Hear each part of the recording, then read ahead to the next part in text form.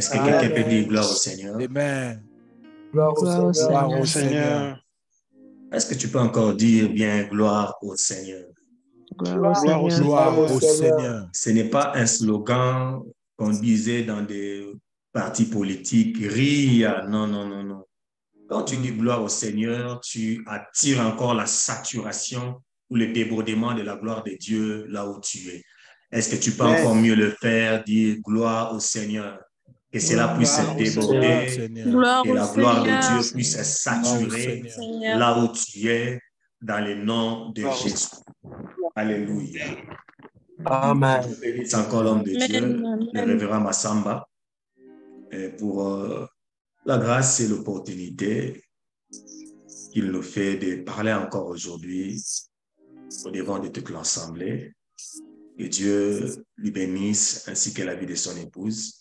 Que Dieu vous bénisse aussi également. Amen. Alléluia. Amen. Seigneur, nous te bénissons. Merci pour le travail que tu as déjà commencé à faire en ces lundis.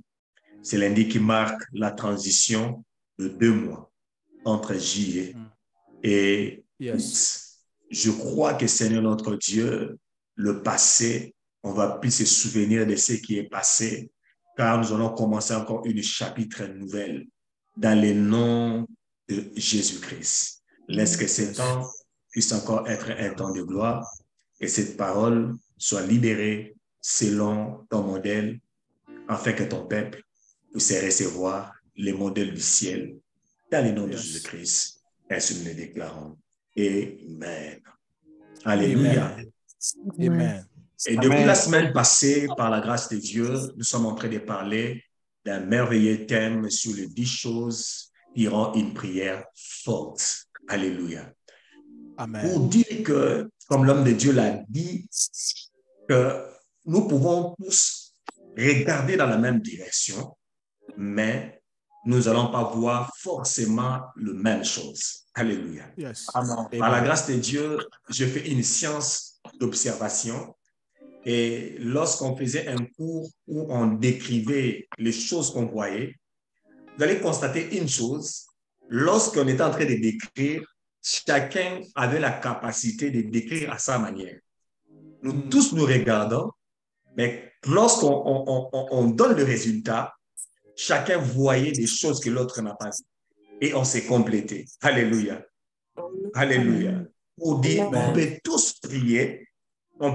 prier, nous n'aurons pas forcément le même résultat. Abraham et Lot, tous ont regardé, mais tous n'ont pas vu la même chose. Lot a regardé, il avait vu la plaine de Jourdain qui était comme le jardin de l'Éternel. Et lorsqu'il avait regardé, il n'avait pas une connaissance que les gens de Sodome étaient des gens méchants, rebelles à l'Éternel. Alléluia. Abraham aussi avait regardé, il a vu les déserts, il a vu rien, un endroit chaotique.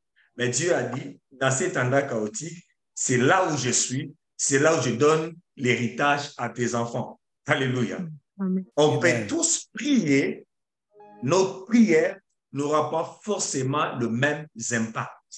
D'où la raison de cet enseignement pour savoir ce qui peut rendre notre prière efficace. Alléluia. Qu'est-ce qui peut faire assez que notre prière soit une prière d'impact? On avait parlé de la foi, on avait parlé du nom de Jésus, on avait parlé de l'isolement, on avait parlé de prière en l'unité, on a parlé de tant de choses. Aujourd'hui, par la grâce de Dieu, j'aimerais insister sur la connaissance. La quatrième des choses qu'on avait sautée, qui peut rendre une prière efficace, c'est la connaissance. La connaissance peut rendre une prière efficace. Premièrement, la connaissance nous permet de mieux s'approcher de Dieu. La connaissance nous permet de mieux s'approcher de Dieu. Si tu as la connaissance, tu sauras comment tu peux t'approcher de Dieu. Comment tu peux avancer c'est Dieu qui répond à toutes les prières. Alléluia.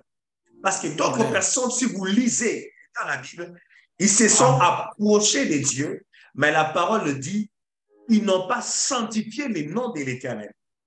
Lorsque Moïse, dans le jardin de l'Éternel, dans la montagne de l'Éternel, il s'approchait de Dieu, Dieu l'a interpellé.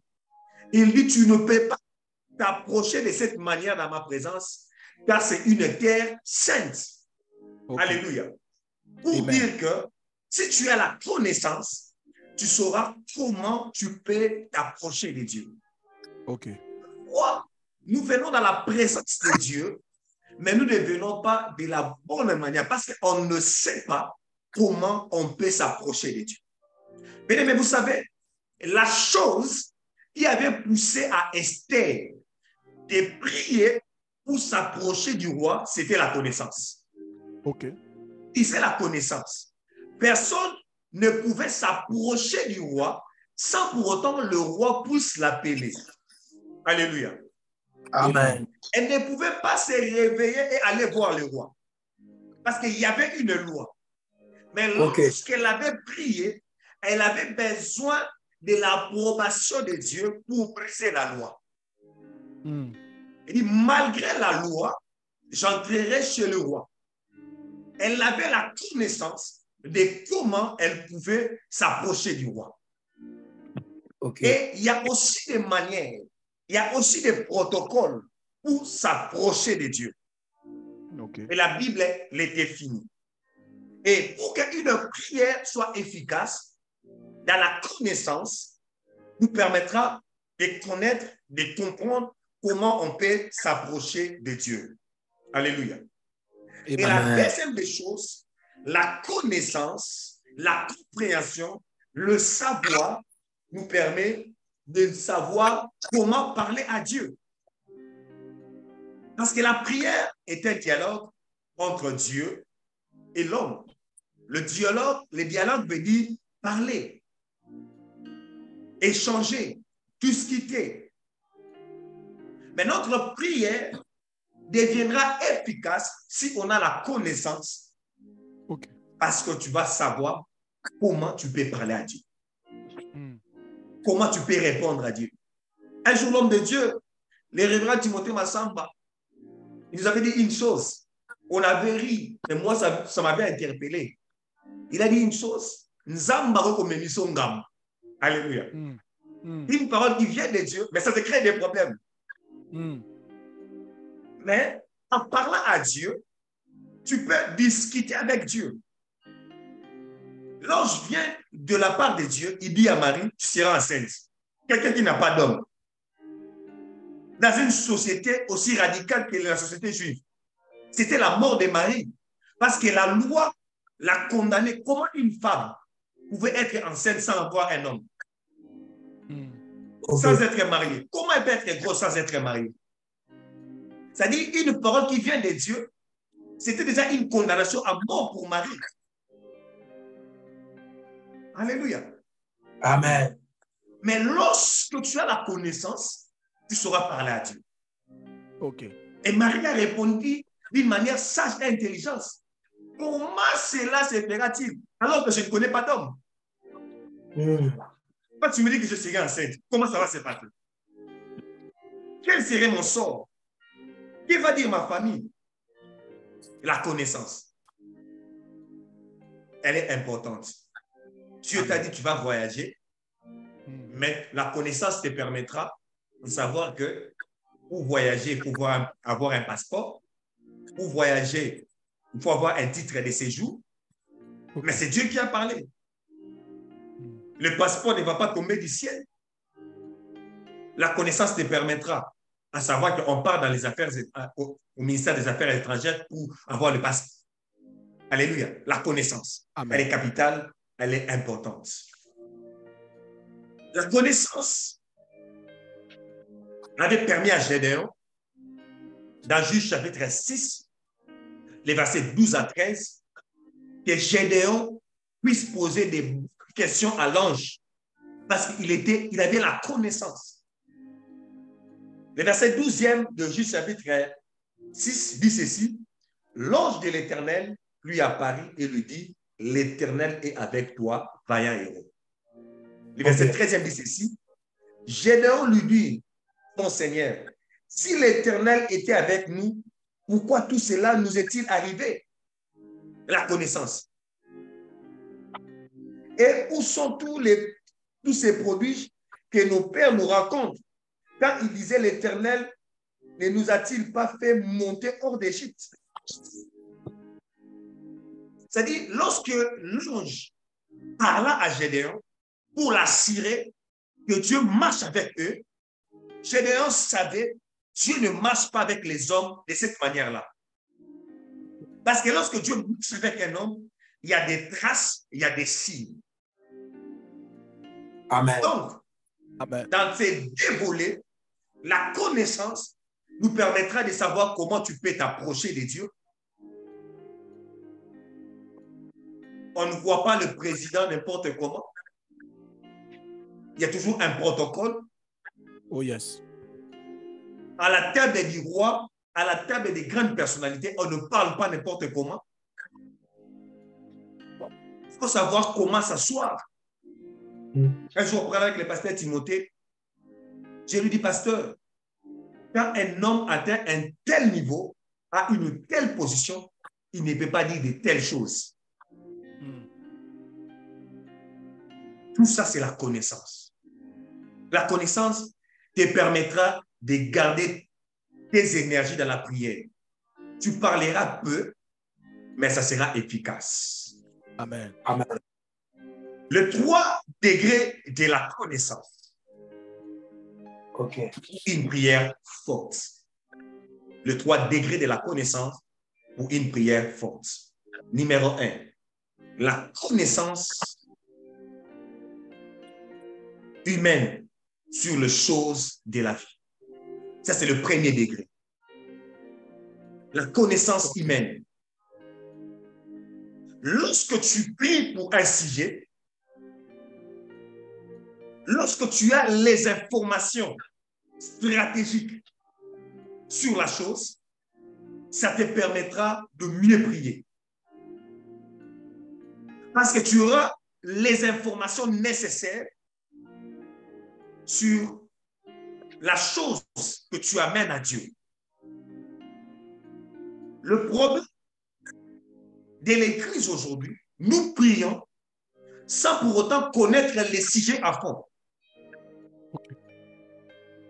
C'est-à-dire, par exemple, les principautés. Dans 2 Corinthiens chapitre 10, les versets 3 à 4, l'apôtre Paul dit, nous renversons les forteresses.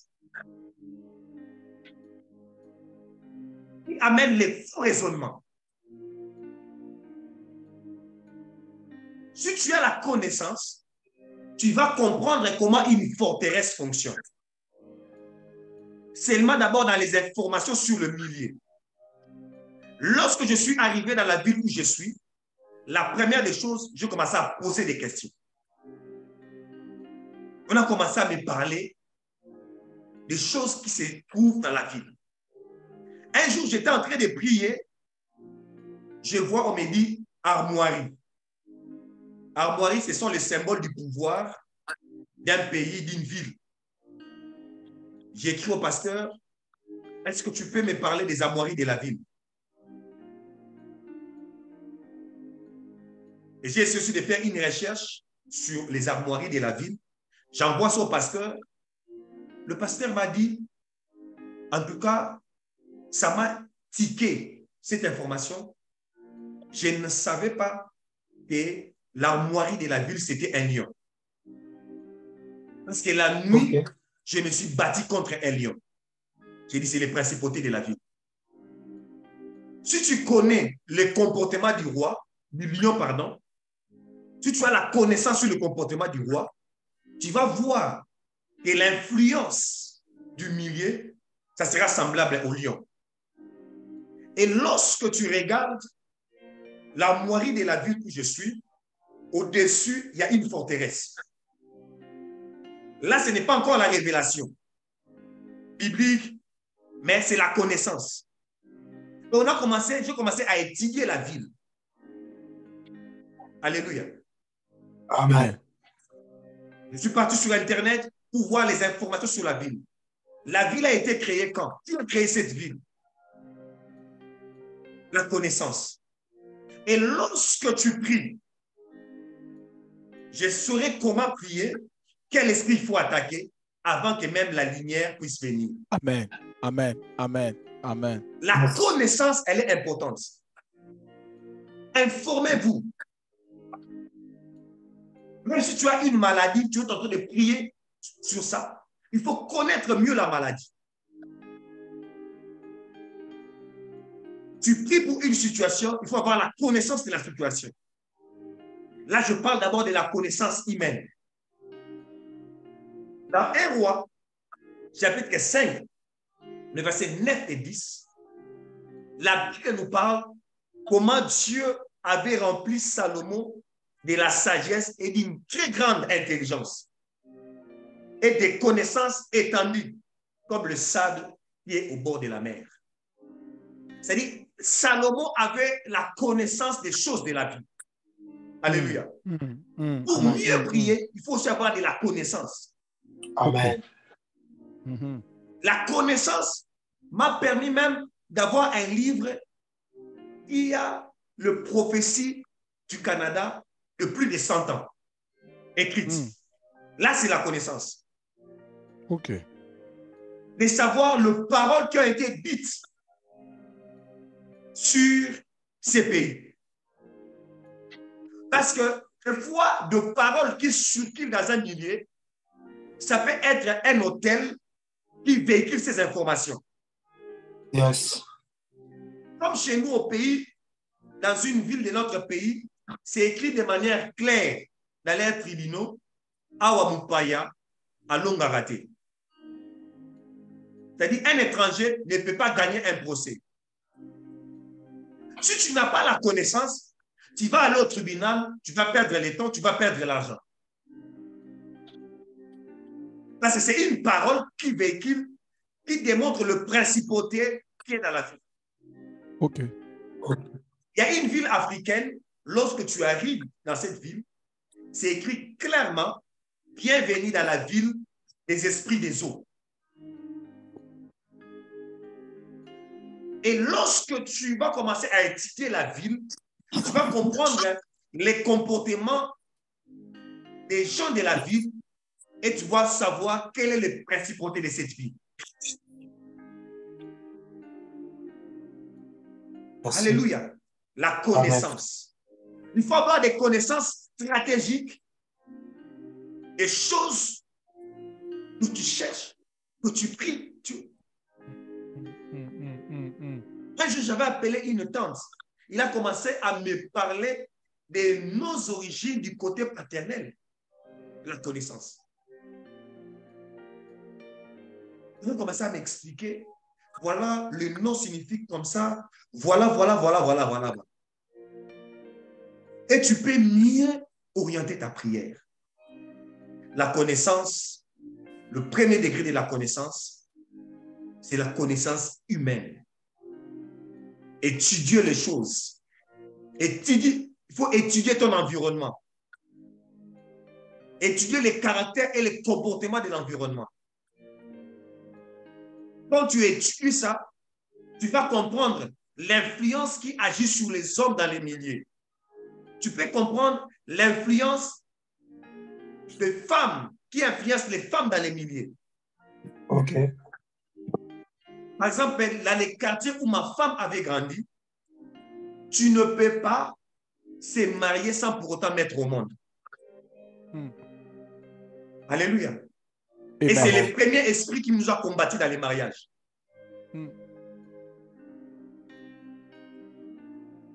Tu ne peux pas. Et ma femme était la seule à se marier sans se mettre au monde. Alors, sans mettre au monde avant. Toutes ses grandes sœurs, avant de se marier, ils ont d'abord eu un enfant et puis ils se sont mariés. Et c'est le système dans le milieu. Et c'est le premier esprit qui nous a combattus. Lorsque j'étais frappé à l'impuissance sexuelle et en priant, j'avais d'abord un programme de 4 jours de prière pour dire merci à Dieu lorsqu'il m'a guéri. C'est dans ces 4 jours que Dieu m'a dit, c'est une sirène qui régnait dans le milieu. Les combats étaient venus du côté de ta femme. OK. Alléluia. Amen.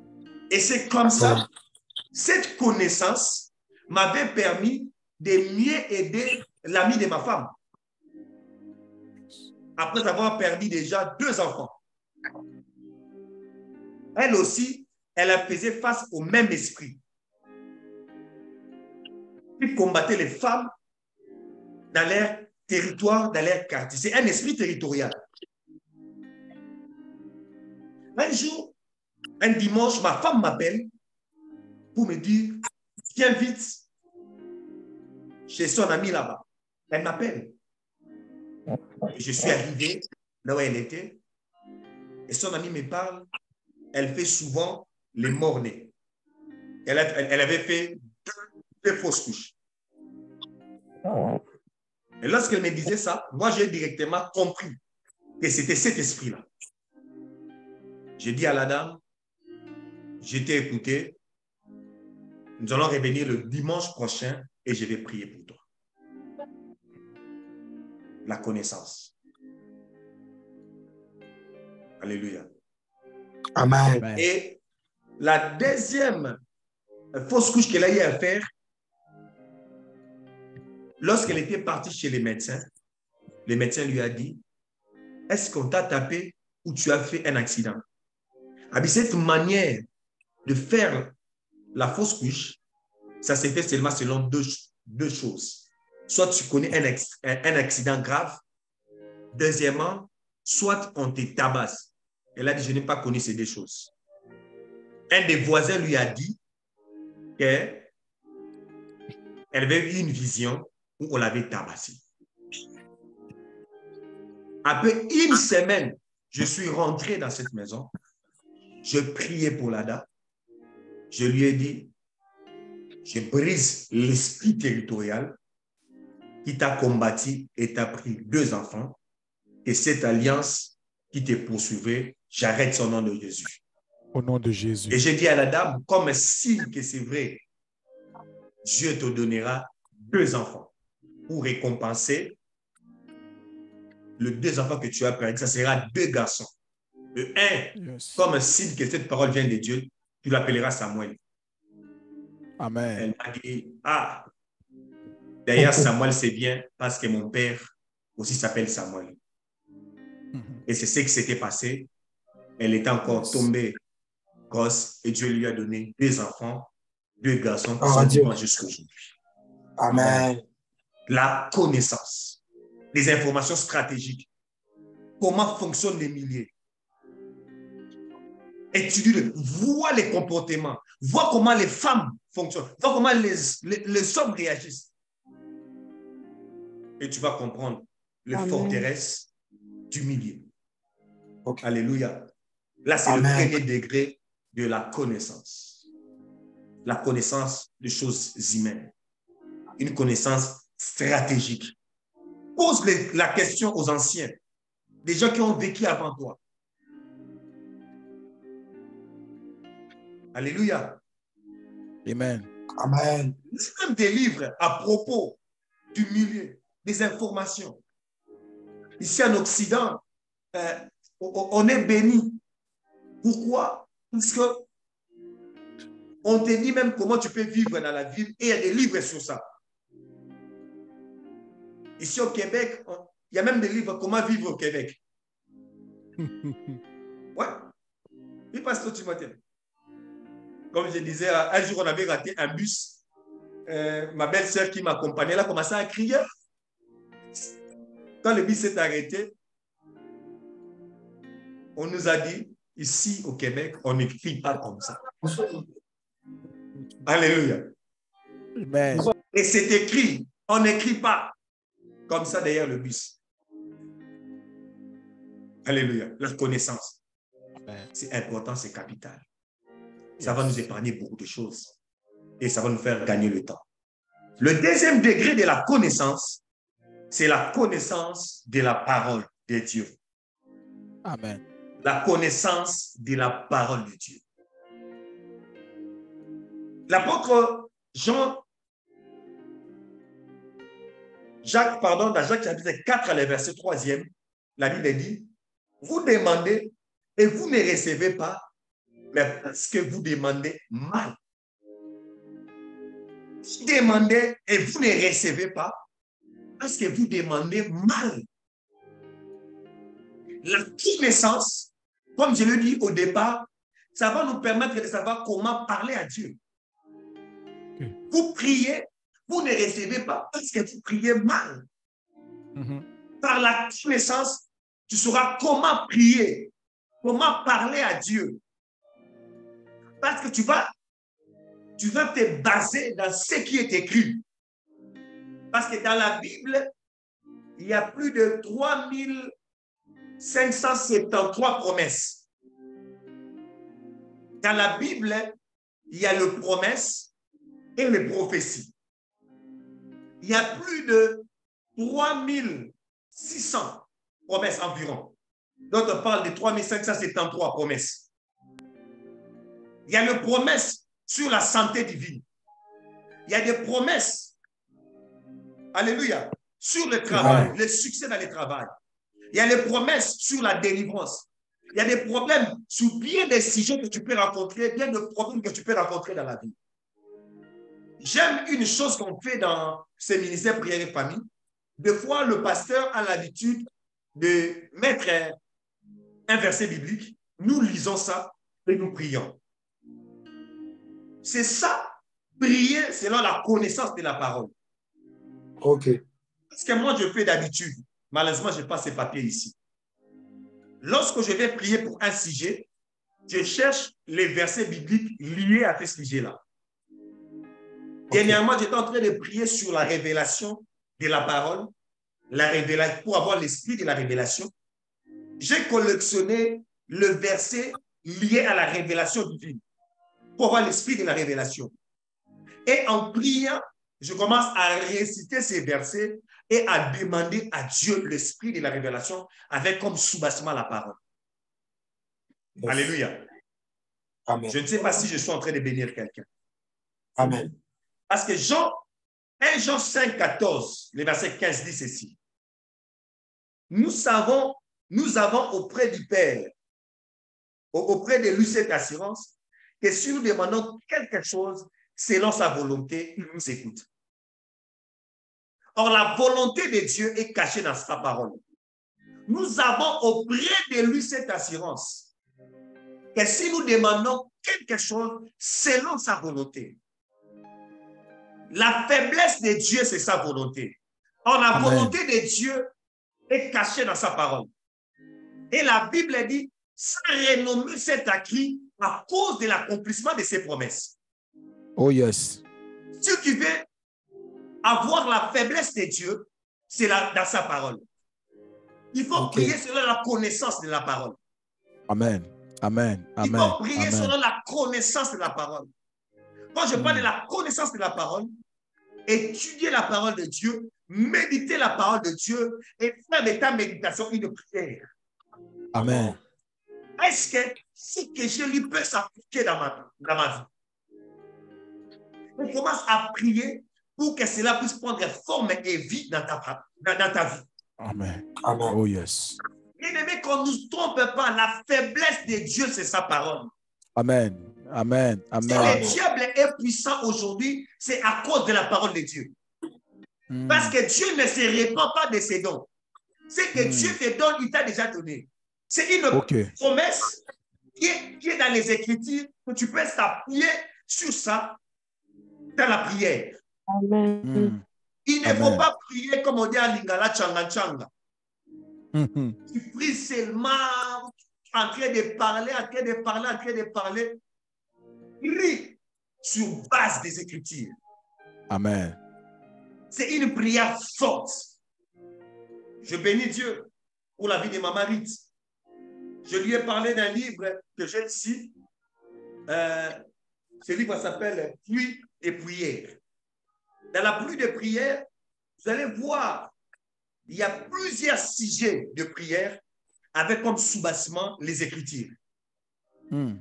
Et maman m'a dit, j'ai déjà acheté ça. Le jour où les livres étaient arrivés dans sa maison, elle m'a appelé. Et j'avais commandé les livres, c'est déjà dans ma maison. Tu peux passer beaucoup d'heures dans la prière si tu n'as pas un sous-bassement de la parole, un substrat de la parole, tu vas dépasser beaucoup d'énergie et moins d'efficacité. Il faut amener la parole de Dieu dans sa présence. Amen. Tu sauras comment parler à Dieu avec sa parole. Moïse savait parler à Dieu dans la présence de Dieu. Dieu a même changé des décisions à cause de Moïse. Moïse savait qu'il y avait un livre de vie. Dans sa prière, lorsque Dieu voulait supprimer Israël, il a dit à Dieu, enlève mon nom dans le livre de vie. Qui l'a dit ça? My God. Là, Pasteur Timothée a dit qu'il a dit ça.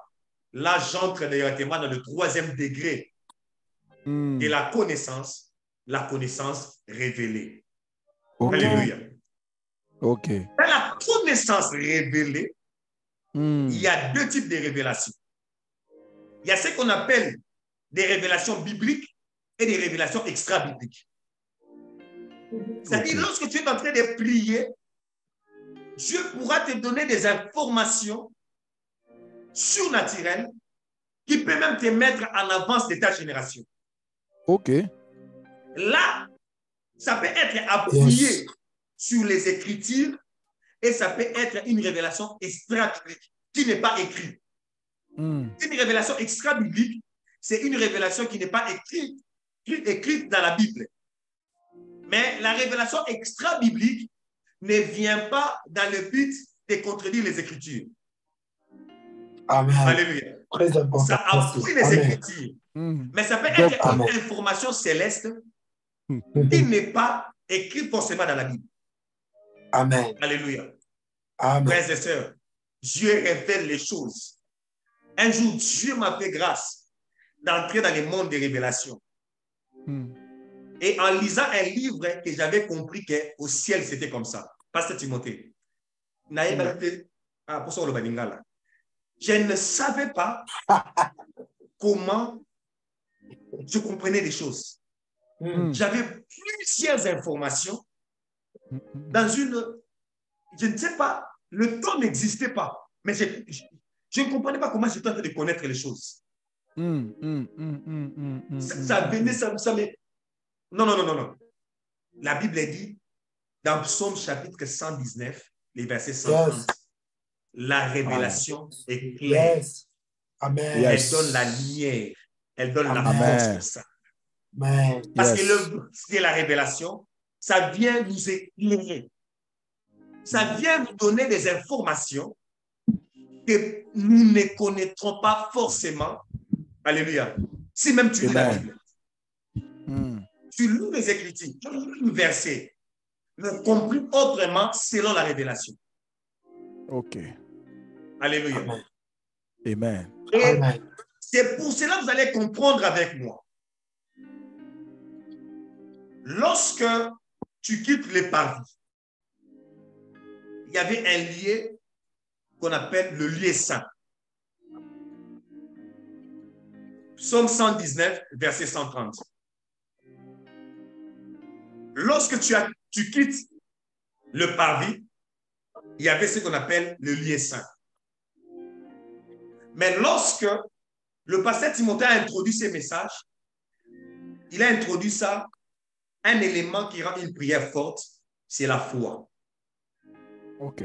La foi, c'est la porte du parvis. Sans la foi, tu n'entreras pas dans la présence de Dieu. Sans la foi, tu ne pourras pas lui être agréable. C'est la porte qui nous introduit en Dieu. Notre naissance en Dieu, c'est par la foi. Alléluia.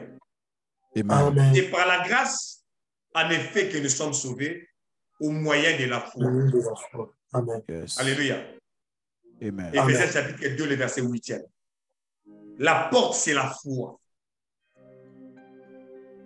Lorsque tu passes le parvis, où il y avait l'Holocauste, l'autel de l'Holocauste, il y avait la cuve d'airain, où tu dois te laver par le baptême, qu'on avait parlé autrefois, pour entrer dans les corps du Christ. Tu vas entrer dans ce qu'on appelle le lieu saint. Et dans les lieux saints, il y avait 3 éléments capitaux. Il y avait l'autel du parfum, il y avait le chandelier et le pain de proposition. Le pain de proposition, c'était un pain qu'on changeait tous les jours, qui était 12 pains, l'image des 12 tribus d'Israël, qui est l'image de chaque révélation, la révélation de chaque jour que nous devons recevoir. Amen. Alléluia. C'est comme ça la Bible dit. Dans Matthieu chapitre 6, donne-nous aujourd'hui notre pain quotidien. Le pain quotidien, ce n'est pas forcément le pain qu'on doit manger tous les jours, mais c'est la révélation qu'on doit recevoir de Dieu chaque jour. Amen. Yes. Amen. Et en priant dans la connaissance, selon la lumière du Saint-Esprit, qui est le chandelier, tu recevras la révélation du jour. Et cette révélation te donne la force de savoir ce que Dieu veut et comment prier selon le Saint-Esprit. Amen. Parce que le Saint-Esprit sonde tout, même les profondeurs de Dieu. Amen. Alléluia. Des fois, nos prières ratent parce que l'homme, dans son humanité, il ne sait pas sonder Dieu. Il ne connaît pas la pensée de Dieu. Mais la connaissance révélée, tu sauras qu'est-ce qu'il faut dire en ces temps et en cette saison. Amen. Alléluia. Amen. J'aime, je peux seulement enseigner avec les exemples des prières infantiles. Alléluia. La Amen. semaine passée, il y a une maman, je parlais avec lui, c'était le vendredi. Elle m'a dit dans la prière de 5 heures, lorsqu'il s'est réveillé, elle avait une forte douleur au bas-ventre du côté droit. Elle était entrée en retard en prière. Lorsqu'il entre, l'homme de Dieu, le révérend Timothée, donne directement une parole de connaissance. Et il y a quelqu'un qui a mal au ventre du côté droit. Alléluia. Et Amen. on a prié selon cette direction-là. Elle a dit elle était littéralement guérie. Amen. Amen. Alléluia. La connaissance révélée. Cette connaissance nous permet même d'entrer dans la dimension de l'intercession prophétique. Amen. Amen. Parce que lorsque nous faisons des intercessions prophétiques, ce sont des directions et des orientations qui viennent selon le Saint-Esprit. Amen. Mais on a besoin de la révélation, de la connaissance de la parole, aussi bien de la connaissance révélée. Bien-aimé, dans le monde où nous sommes, si tu ne sais pas prier selon la connaissance révélée, tu feras beaucoup d'erreurs, tu vas beaucoup échouer. OK. Un jour, Dieu m'a fait grâce. Il m'a révélé ceci. Que le combat de la destinée devient facile lorsque tu reçois la révélation. OK. Bien-aimé, pendant 14 ans, j'ai été manipulé par les alliances sataniques de ma famille. J'ai marché tout en étant chrétien avec une marque satanique sur moi. Une femme m'a dit, personne ne va prendre ma maison si ce n'est toi parce que j'ai vu mon signe. Quel signe cette femme a fait? Et 10 ans après, Dieu m'a révélé. J'étais en train de pleurer. Je disais à Dieu, pourquoi tu m'as laissé comme ça pendant 14 ans? Prions selon la connaissance. Nous ferons des prières fortes. Je vérifie un peu si ma petite sœur est là. Elle a l'habitude d'entrer. Ma jeune sœur n'est pas là. Son premier fiancé, ça n'avait pas marché. Maintenant, lorsqu'il voulait prendre, le premier fiancé l'avait prédoté. Ils étaient venus au niveau de la famille, mais malheureusement, ça n'avait pas marché. Mais lorsqu'il a rencontré un deuxième fiancé qui voulait officialiser, qu'est-ce qui s'était passé? Ok. Elle m'a dit, grand frère, la première relation, on était arrivé au niveau de la famille et ça n'avait pas marché. Je ne vais pas commencer une relation si je n'ai pas une direction claire de la part de Dieu. Ok. Je ne veux pas que ça puisse encore échouer. Est-ce que tu peux m'accompagner dans la prière? Je dis, OK, nous allons prier selon Hébreux chapitre 4, le verset 13. Que dit Hébreux 4 et 13? Il n'y a aucune créature qui soit invisible devant lui. Tout est mis à nu et à découvert et terrassé aux yeux de celui à qui nous devons rendre compte. Amen. Devant Dieu, rien ne peut se cacher. Ok. Nous allons commencer à prier pour que Dieu puisse éclairer cette relation. Est-ce qu'elle doit avancer ou pas? Par la grâce de Dieu, la vision, la révélation était venue claire. Moi, je disais à Dieu, en tant que son grand frère, je n'ai pas besoin que moi, que je puisse voir, que Dieu puisse faire grâce, qu'elle-même puisse voir. Elle fait un songe, je vais m'arrêter par là aujourd'hui. Elle voit ces garçons. Elle habite ici au Canada. Le garçon était à Paris. Il voit devant la maison du garçon plusieurs chaussures de filles, de plusieurs couleurs et de plusieurs sortes. Alléluia. Amen. Il m'a posé la question, qu'est-ce que cela signifie? Moi, je lui ai dit, je n'ai rien à te dire. C'est clair, toi-même comprends. Alléluia. Amen. Elle-même a compris. Elle a fait un voyage brisque. Elle a payé son billet. Il descend à Paris. Il appelle le monsieur. Il dit que je suis à Paris. Les garçons étaient paniqués. Qu'est-ce qu'elle avait découvert? Que les garçons avaient une autre vie. Alléluia. Amen. Ce qui lui avait épargné ça, un mauvais mariage, c'est la connaissance révélée. Yes. Nous Amen. avons prié selon la connaissance de la parole, selon Hébreux 4 et 13, Mhm. et Dieu nous a révélé les informations sur le garçon. Et notre prière était forte, et aujourd'hui, par la grâce de Dieu, il a épousé un merveilleux mari, et ils ont 2 enfants par la grâce de Dieu. Amen.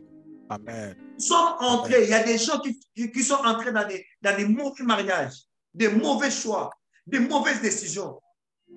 Il y a des gens qui se sont engagés mal.